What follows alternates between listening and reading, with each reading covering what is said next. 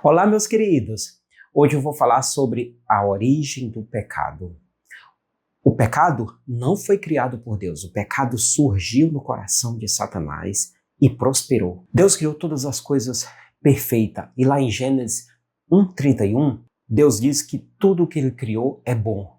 O mal ainda não estava no universo, ainda não estava nesse mundo.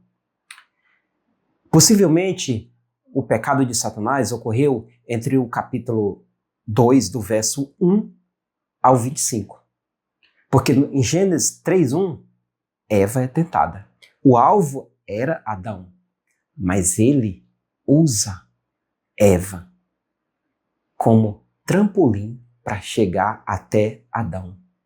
E Adão, que amava sua esposa, que confiava nela, Adão acaba caindo e cometendo o mesmo pecado que Satanás cometeu na eternidade contra o Criador. De querer ser igual ao Criador, de abandonar o seu posto. E por isso, ele caiu. Ele caiu e foi atirado à terra. E lá em Apocalipse, capítulo 12, do verso 9 ao verso 12, a gente pode ver o anjo conclamando, dizendo: comemore o céu, mas ai da terra e do mar, porque Satanás está indo para lá com muita ira. Ele sabe que lhe resta pouco tempo. Mas Satanás, até hoje, continua fazendo o homem pecar, continua fazendo com que o homem cometa o mesmo pecado que ele cometeu, o pecado de abandonar o seu posto, de querer ser algo que ele não é, de querer ser igual a Deus, igual ao Criador. E esse mesmo pecado, muitos de nós temos cometido. O pecado entrou no mundo por um homem, Adão, e com ele veio a morte.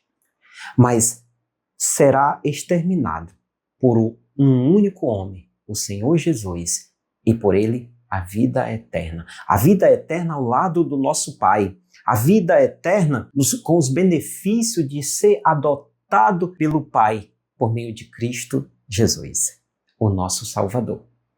E a gente pode ver isso lá em Ezequiel 28, de 12 a 17, que é um lamento sobre o rei de Tiro, o rei Etabaal II, e também a gente vê em Isaías 14, de 12 a 15. É uma sátira para a queda da Babilônia. A condenação final de Satanás, quando ele é condenado definitivamente.